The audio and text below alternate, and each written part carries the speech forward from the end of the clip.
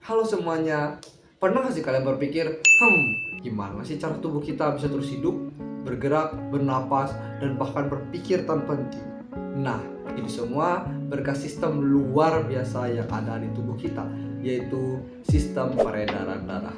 Sistem ini punya tugas yang penting banget, yaitu mengatur dan menyalurkan zat yang dibutuhkan tubuh, sekaligus membuang sisa metabolisme.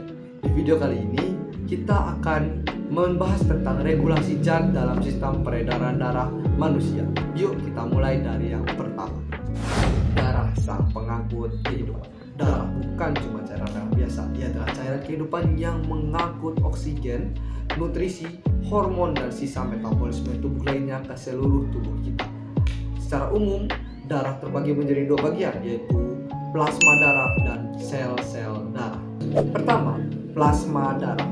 Plasma darah adalah cairan kekuningan yang jumlahnya lebih dari separuh volume darah kita. Fungsinya adalah membawa zat makanan, hormon, serta menjaga keseimbangan air dan pH tubuh kita. Kedua, eritrosit. Eritrosit adalah sel darah merah. Sel ini mengandung hemoglobin atau zat berwarna merah yang mengikat oksigen. Tugasnya luar biasa penting. Dia membawa oksigen dari paru-paru ke seluruh tubuh kita dan mengembalikan karbon dioksidanya lagi ke paru-paru. Terakhir, trombosit atau keping darah. Walau kecil, fungsinya besar banget. Ketika kita terluka, trombosit akan membentuk bekuan darah yang akan menutup luka. Prosesnya sih lumayan kompleks, tapi intinya tubuh kita punya sistem penyembuhan otomatis yang keren banget. Jantung, si mesin pemompa kehidupan. Sekarang kita masuk ke jantung, mesin utama tubuh kita. Walaupun ukurannya cuma sekepalan tangan, tapi kerjanya luar biasa. Bayangin, jantung bisa berdetak 100.000 kali tanpa henti. Selanjutnya, jantung punya 4 ruang, yaitu serambi kanan, kiri, lalu bilik kanan dan kiri. Prosesnya itu mulai dari darah kotor yang masuk ke serambi kanan, habis itu masuk ke bilik kanan, lalu dikirim ke paru-paru untuk dibersihkan. Setelah bersih, dia akan keluar melalui serambi kiri, terus ke bilik kiri, lalu dipompa lagi ke seluruh tubuh. Kemudian, jantung punya katup yang berfungsi untuk mencegah darah kembali balik.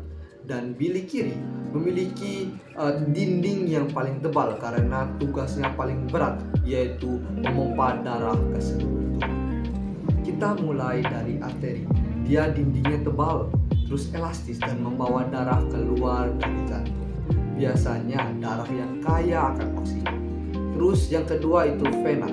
Dindingnya lebih tipis dan mengalirkan darah kembali ke jantung. Dia punya katup untuk mencegah aliran balik. Terus yang ketiga itu kapiler, pembuluh halus tempat pertukaran oksigen, karbon dioksida, dan zat sel makanan di tubuh. Jadi bayangin, tubuh kita itu seperti kota yang besar. Arteri itu jalan tol dari jantung atau jalan keluarnya. Vena itu jalan baliknya. Terus kapiler itu gang-gang kecil untuk tempat transaksi zat terjadi. Selanjutnya adalah mekanisme peredaran darah. Manusia memiliki 2 jalur utama peredaran darah, yaitu peredaran darah yang kecil dan peredaran darah yang besar. Peredaran darah yang kecil atau sirkulasi paru, dia dimulai dari bilik kanan ke arteri pulmonalis, habis itu ke paru, habis itu ke vena pulmonalis, dan berakhir di serambi kiri. Di sini adalah darah kotor yang ditukar menjadi darah kaya oksigen. Habis itu yang kedua adalah peredaran darah besar atau sirkulasi sistemik. Dia dimulai dari bilik kiri, aorta, habis itu ke seluruh tubuh, ke vena cava, dan berakhir di serambi kanan. Fungsinya itu untuk menyebarkan oksigen dan nutrisi ke seluruh jaringan yang ada di tubuh. Keduanya ini bekerja tanpa henti, pagi, malam, supaya seluruh organ di tubuh kita berfungsi dengan baik.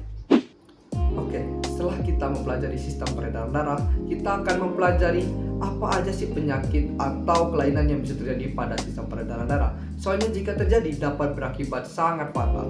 Contoh-contohnya yang pertama adalah anemia. Itu adalah kekurangan sel darah merah, dapat membuat tubuh kita lelah. Yang kedua adalah leukemia, adalah produksi sel darah putih yang berlebih. Yang ketiga, hemofilia. Itu adalah darah yang sulit membeku. Yang keempat, hipertensi. Itu adalah tekanan darah yang terlalu tinggi. Terus yang kelima adalah aterosklerosis atau penumpukan lemak di dinding arteri. Terus yang terakhir adalah serangan jantung, darah atau aliran darah ke jantung yang tersumbat. Ada beberapa penyakit lainnya, tapi saya akan sebutkan segini saja. Oke, jadi teman-teman, kita udah tahu apa itu sih sistem peredaran darah dan apa saja penyakit atau kelainan yang dapat terjadi pada sistem peredaran darah.